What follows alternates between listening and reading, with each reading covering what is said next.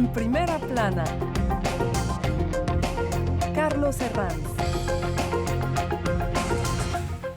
Bienvenidos en Primera Plana, un programa de Radio Francia Internacional y de France 24. Esta semana ponemos el foco en uno de los grandes retos que tiene ahora mismo la política planetaria: cómo conjugar transición ecológica y justicia social, una asociación complicada. Para ello nos acompaña en este estudio Sabine Grandadam, periodista independiente especializada en Latinoamérica. Bienvenida, Sabine. Hola, buenos días. Olivier Urrutia, politólogo y asesor en management político. Bienvenido, Olivier. Hola, buenos días. Lorena Torres Bernardino, en Duples, desde Lyon, es investigadora del Instituto de Ciencias Políticas de Lyon, enfocada en cuestiones del agua. Lorena, buenos días. Hola, buenos días. Transición ecológica y justicia social, una asociación complicada. Hoy nuestro asunto en Primera Plana. De las macrogranjas a los vuelos low cost, pasando por la factura de la luz, casi todos los debates que podemos encender en nuestra sociedad actual, más aún si cabe desde el estallido de la pandemia, tienen un trasfondo, una ecuación no resuelta que se ha convertido en la clave de cualquier laboratorio político. ¿Cómo conjugar transición ecológica con justicia social? Aunque el origen de la COVID-19 siga despertando dudas, lo que ha quedado nítido con esta crisis es que la gente no solo necesitaba médicos y hospitales, elementos básicos de cualquier sistema de atención sanitaria, sino también agua limpia, aire puro y vivienda, elementos básicos de cualquier política medioambiental bien estructurada. El agua ha sido declarada un derecho humano por la ONU, pero el aire todavía no lo es, y en todo el mundo millones de personas mueren prematuramente por falta de aire limpio. ¿Cómo hacemos para no agrandar las desigualdades y que ser ecologista no sea un privilegio de quien pueda pagárselo? Repasemos algunas portadas que nos deja este gran asunto tan esencial en la política actual. Revista L'Obs dedica este número a cómo el cambio climático ya ha cambiado a Francia. Ya no es un futurible, sino algo que afecta al día a día ciudadano. Revista Nikkei Asia, otro ejemplo de lo que hablamos hoy, la adicción asiática al hábito de quemar carbón. ¿Cómo eliminarla?, se pregunta la publicación. La revista Sin Transición dedica este número a la democracia alimentaria, otro ángulo ligado al tema, jugando con el lema francés libertad, igualdad y bien comer, se pregunta. Esta otra portada del Courrier International dedicada al movimiento de los chalecos amarillos, un enfado francés y sobre todo un ejemplo que representa de lo que hoy hablamos. Recuerden que la mecha prendió con el aumento del precio de los carburantes en regiones de Francia que no tienen facilidades de transporte. Bueno, tenemos ejemplos infinitos encima de la mesa, vamos a hablar de algunos de ellos, pero antes, Sabine, ¿estamos ante el gran desafío de la política actual? Sí, creo que es realmente un gran desafío porque esa transición energética consume también muchos minerales que vamos a necesitar de aquí al año 2050. Por ejemplo, se estima que va a crecer la demanda por litio, por cobalto y por otros minerales que necesitamos para fabricar las baterías eléctricas. Esa demanda va a crecer de 450% a nivel mundial.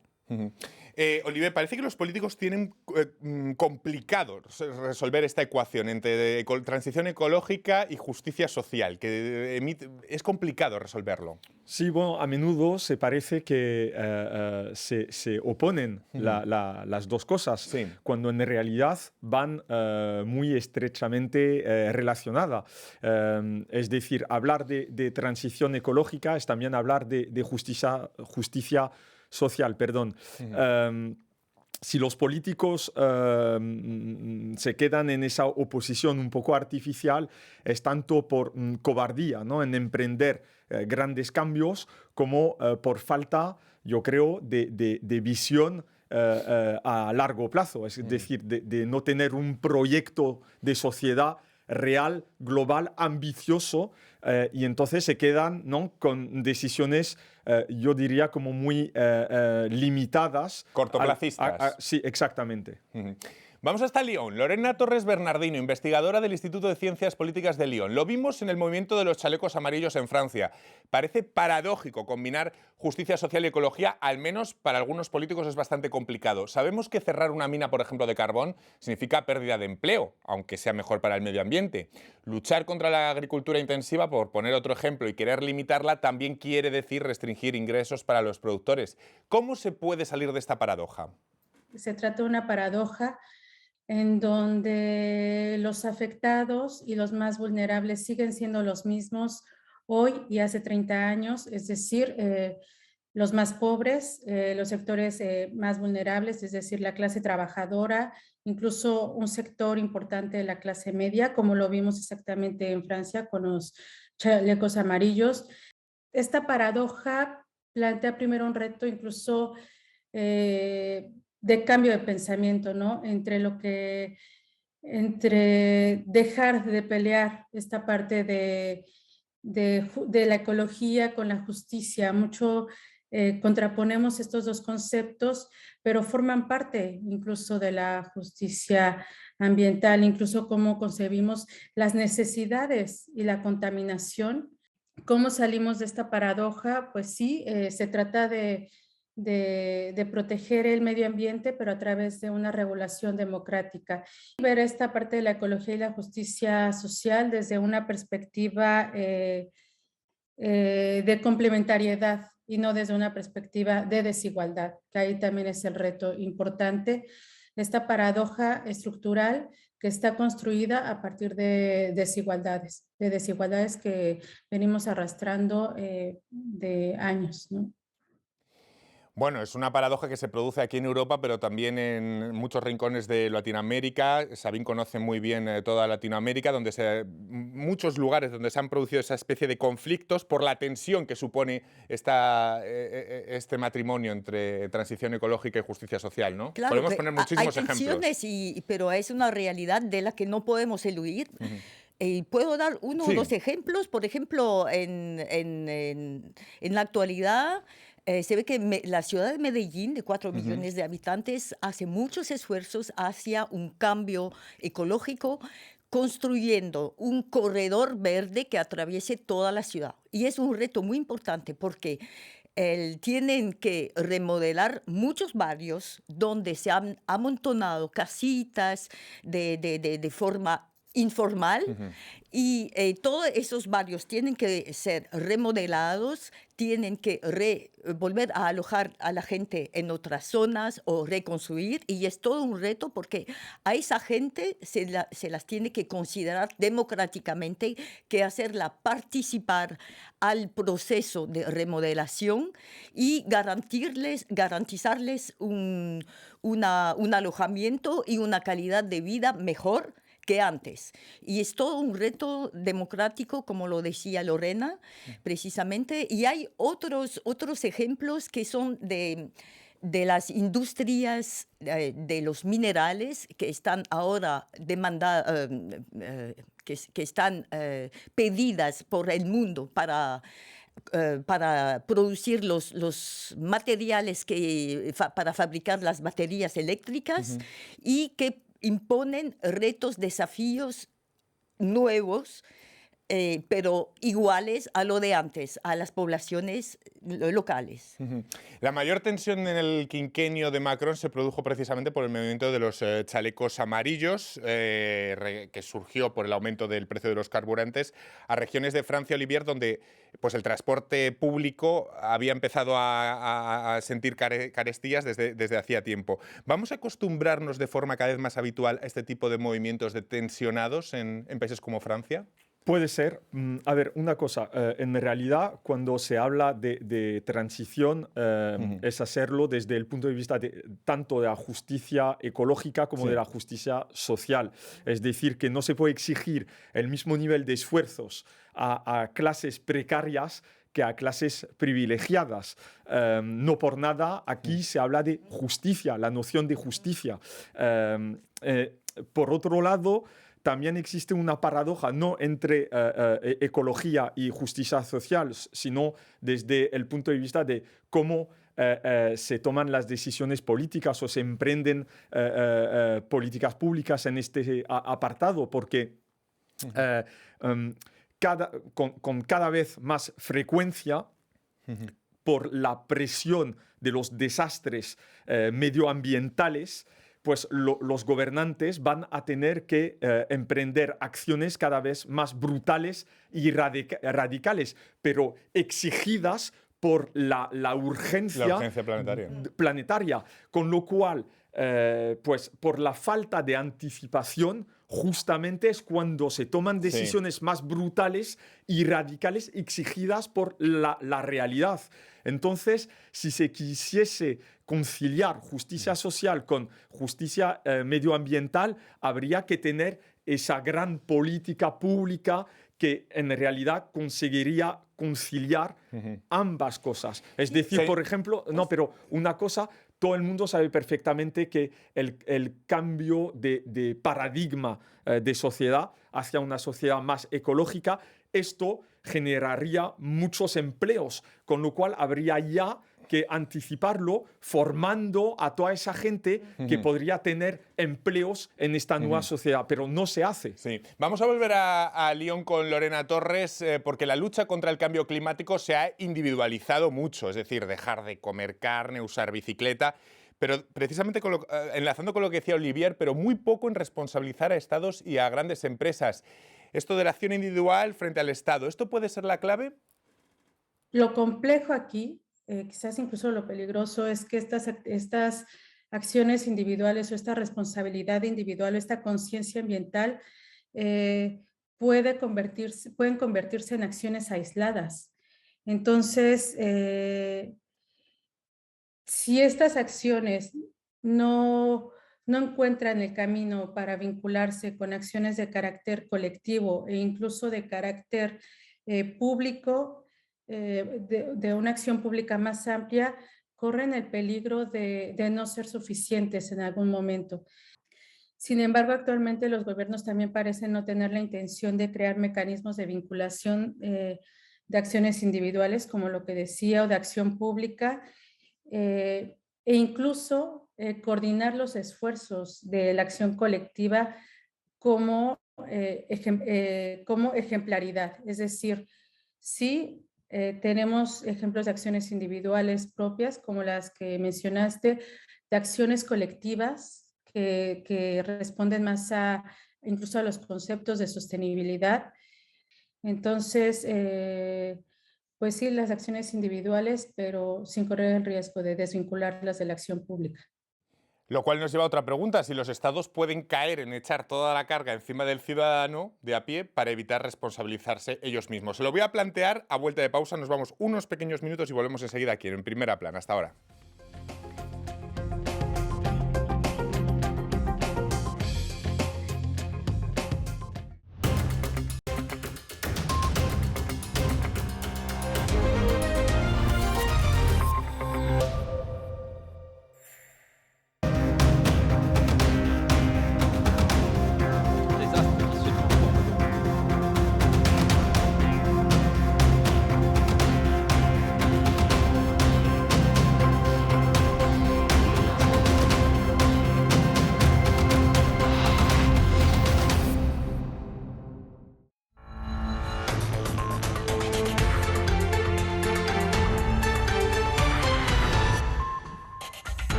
Llega a Ucrania la asistencia militar de Estados Unidos en medio de los temores ante una eventual invasión rusa.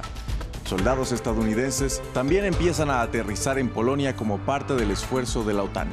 Mientras tanto, bombarderos rusos con capacidad nuclear sobrevuelan Belarus. Costa Rica se alista para las elecciones de este domingo. Más de 3 millones de personas están llamadas a elegir a su nuevo presidente en medio de un complejo panorama electoral con 25 candidatos que generan indecisión entre los votantes.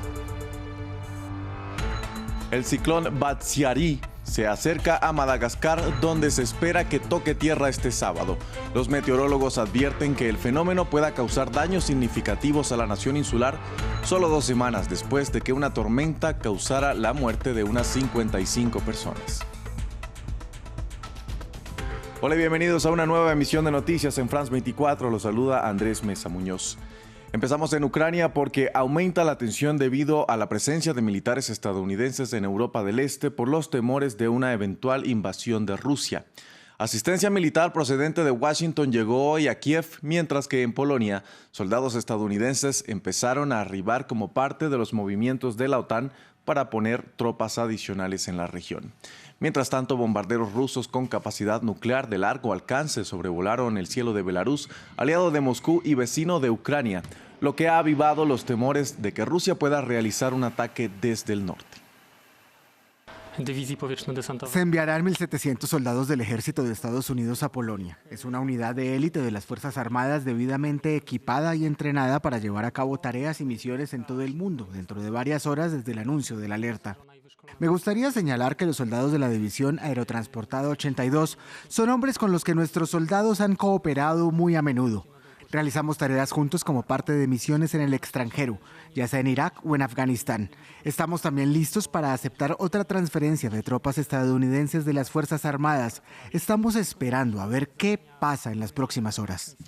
Pasamos a Francia. La ciudad de Lille fue el escenario de tensiones por la presencia del candidato presidencial de extrema derecha, Éric Zemmour, que tiene previsto realizar un acto de campaña.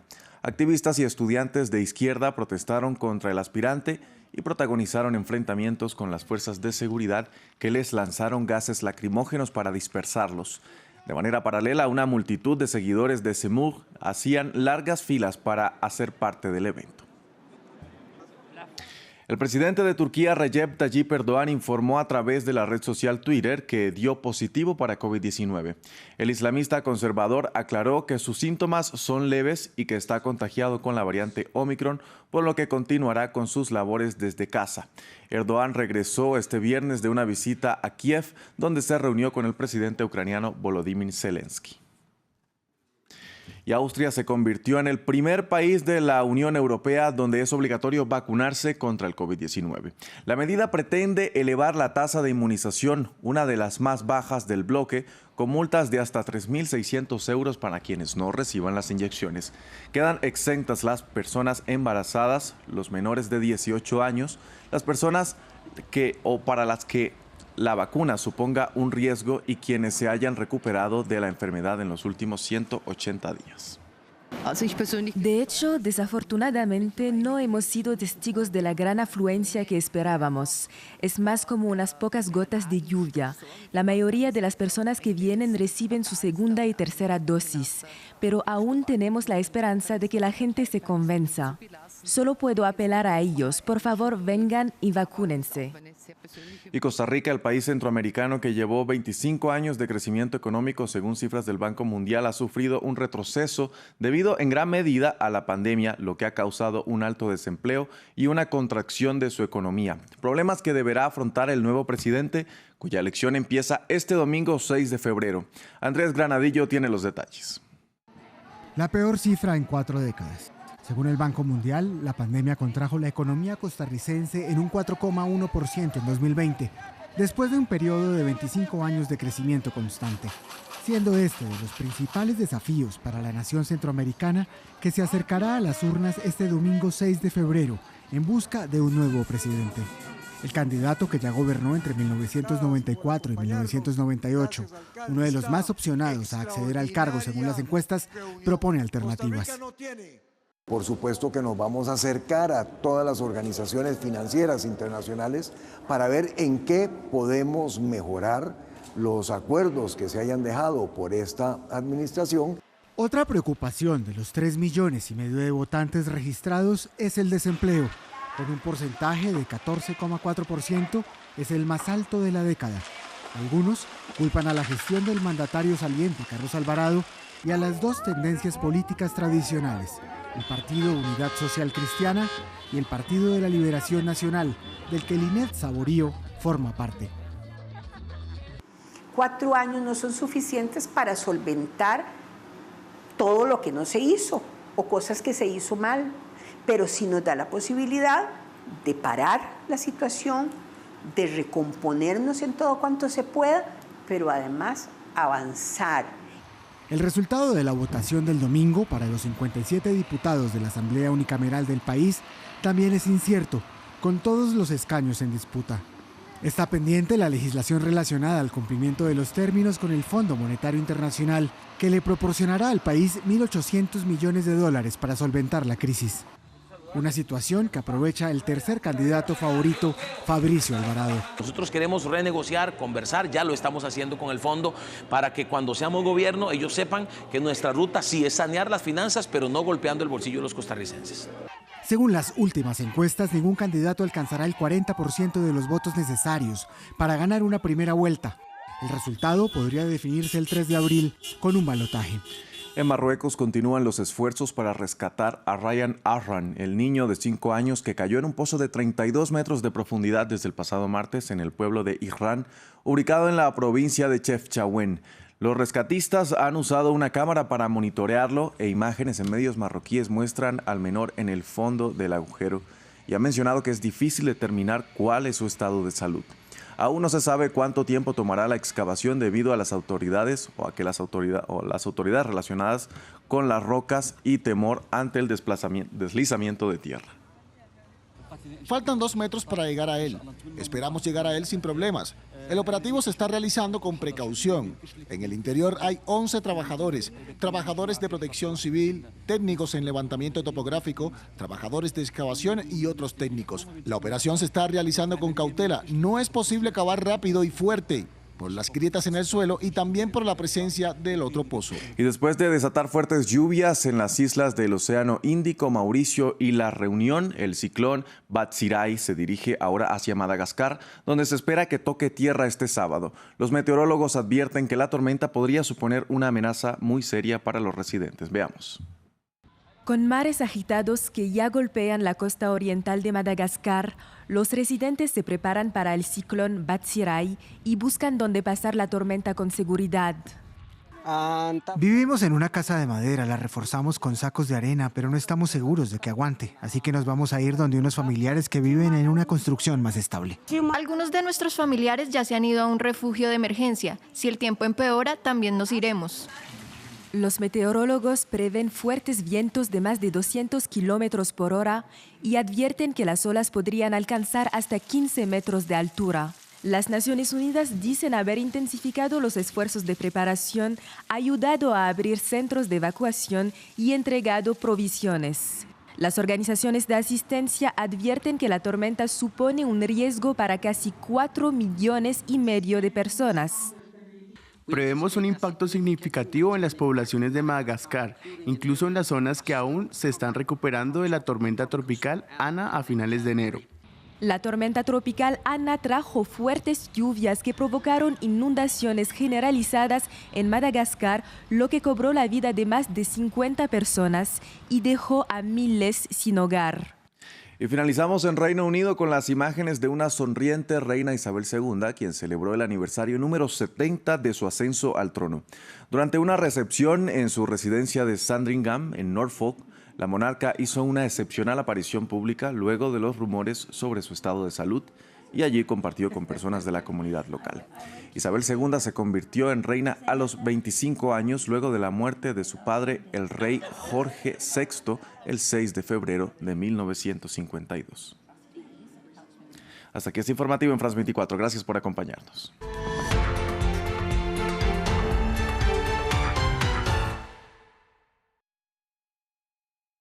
Seguimos en Primera Plana esta semana hablando de cómo asociar transición ecológica con justicia social como uno de los grandes retos políticos que tenemos hoy en día. Lo hacemos con Sabine Grandadán, periodista, Olivier Urrutia, politólogo, y Lorena Torres, investigadora en Duples desde Lyon. Antes de irnos a la pausa estábamos hablando de la responsabilidad estatal y las acciones individuales del otro lado, si los estados pueden caer en echar toda la carga encima del ciudadano a pie, pero también señalaba Olivier una cosa muy importante, es el cortoplacismo en este tema, es decir, cómo la política de corto plazo va contra el planeta, porque no hay una visión de largas miras, ¿no? Ese es uno de los problemas a los que apuntaba Olivier. Bueno, sí. Dijo François Mitterrand, expresidente francés, que era el último gran presidente que iba a tener Francia, porque después de él solo habría contables y funcionarios. Es decir, es exactamente lo que estamos hablando, es que la realidad actual exige un cambio total, ¿no? No una remodelación, no un cambio total de paradigma. De paradigma. Y para ello se necesita una visión a medio y largo plazo. ¿Y cómo hacemos eso en la sociedad del clic, de la red social, del impacto diario, de la crítica instantánea? ¿Cómo se conjuga eso con una visión a largo plazo? Yo no soy político, soy politólogo. Con pedagogía. Pero parece que es complicado, con información, ¿no? concreta. Es decir, vivimos una verdadera. sociedad que nos empuja al cortoplacismo, pero exigimos grandes visiones de mira y grandes planificaciones políticas. El cortoplacismo también es una obligación.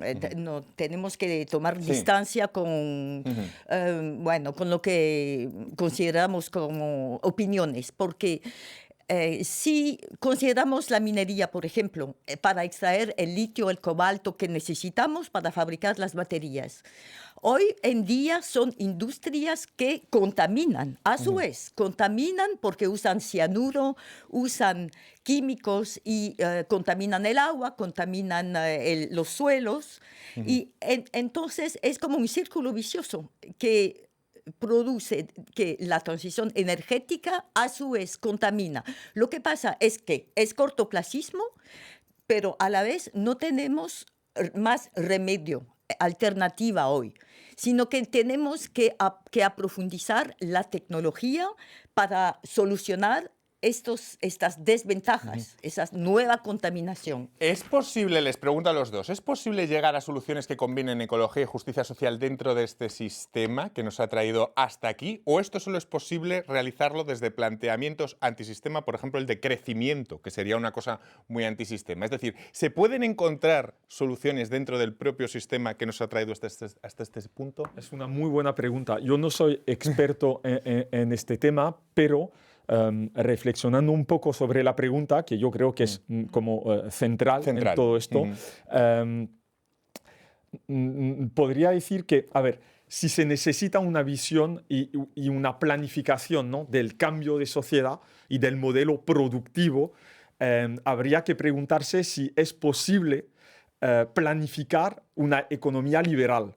La respuesta en general es no, pero a la vez tampoco habría que caer en una facilidad pensando que el liberalismo es el único problema, porque si nos atenemos también a la Unión Soviética y a un modelo productivo, ¿no?, mucho más estatal y planificado, pues la economía y el modelo soviéticos eran igual de malos para el medio ambiente, que el modelo liberal. Entonces, ahí sí que muchos expertos, en realidad, más que yo, en este tema, dicen que en realidad el problema no es tanto el liberalismo o la economía planificada como el crecimiento, ¿no?, la ideología del crecimiento. Del crecer. Y podría ser que la respuesta, más allá del modelo de sociedad, estuviese en un modelo no más filosófico.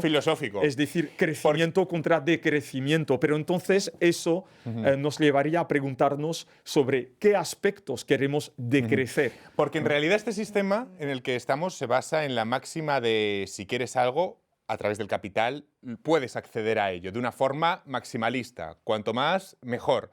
Pero lo que supone esto, el planeta nos dice, ojo, hay límites. Aunque te lo puedas permitir, no debes hacerlo. Es decir, algo tan antropológicamente aceptable como asumir que hay límites. Lo que pasa es que es muy antisistema al mismo tiempo.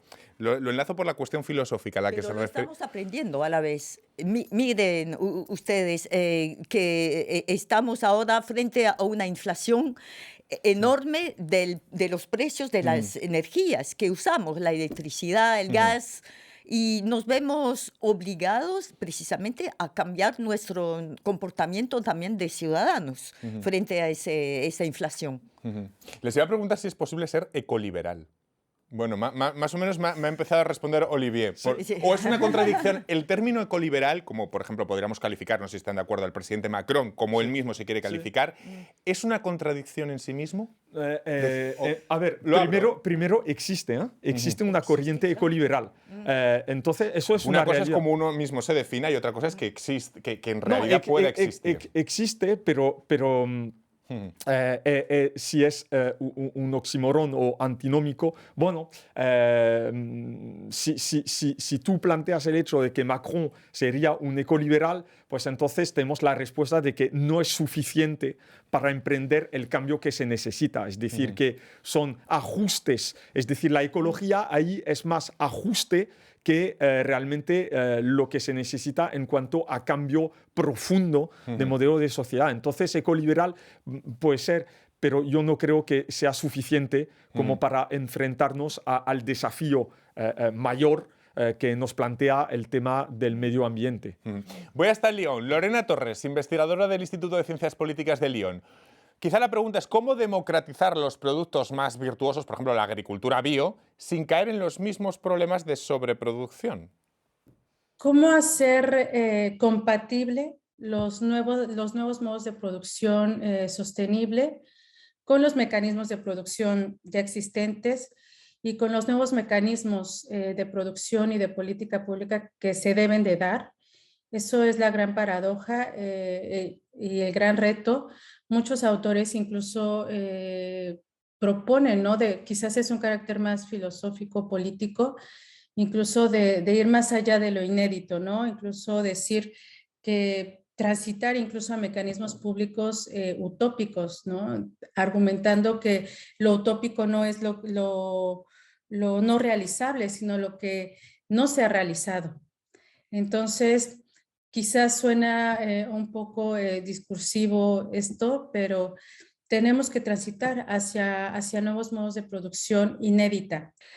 ¿Cómo no caemos en estos problemas de sobreproducción? También hay que ver el reto de la contaminación cruzada, que evidentemente sí, los sistemas de producción más sostenibles o de agricultura bio, etcétera, pero también producen daños al suelo. Entonces, ¿cómo alcanzamos a regular estas medidas también? Creo que precisamente requiere de esta regulación un poco más democrática entre productores, consumidores y la propia sociedad, ¿no? que está alrededor de todo esto. Claro, pero aquí también entra lo que es la posibilidad de ser populista, de hacer populismo con este tema, porque seamos honestos, hoy en día ir a la tienda bio en bicicleta, ser un urbanita, eso es un nivel de vida. Es un nivel de vida que no todo el mundo se puede permitir. Cuando hablamos de los vuelos low cost, ahora mismo hacer un ida y vuelta a Londres desde aquí, desde París, por 50 euros, ahora estamos diciendo a la gente que eso ya no va a poder ser así, que hay que tasar esos vuelos. Pero hasta ahora hemos hablado de que esos vuelos permitían la democratización del turismo. Sí. Claro, ahora caemos en que puede ser elitista muchas de las cosas que nos hemos podido permitir hasta ahora, enfermando al planeta. Totalmente, pero por ello estábamos hablando de ecoliberalismo, que es un poco lo que estás describiendo ahora, ¿no? Es decir, que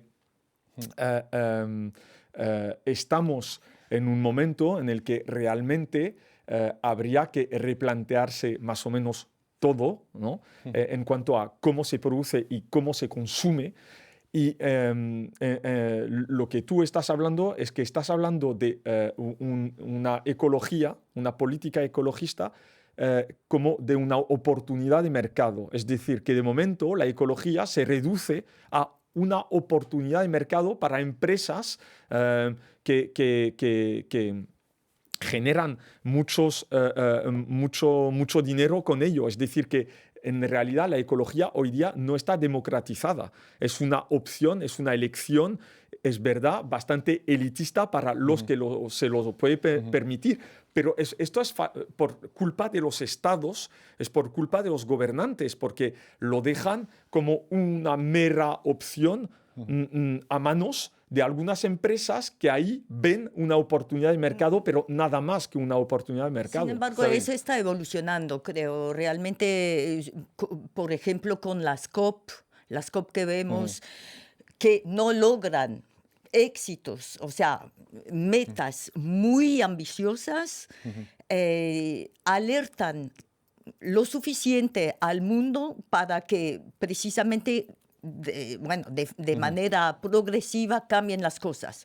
Yo no soy ni pesimista ni optimista en ese sentido, pero creo que esa situación está evolucionando. Le quiero preguntar a nuestra investigadora desde Lyon por políticas públicas, porque de esto que estamos hablando, ¿la tributación sería la mejor herramienta para combinar la justicia social y bienestar o quizá la más socorrida por muchos gobiernos? Lorena.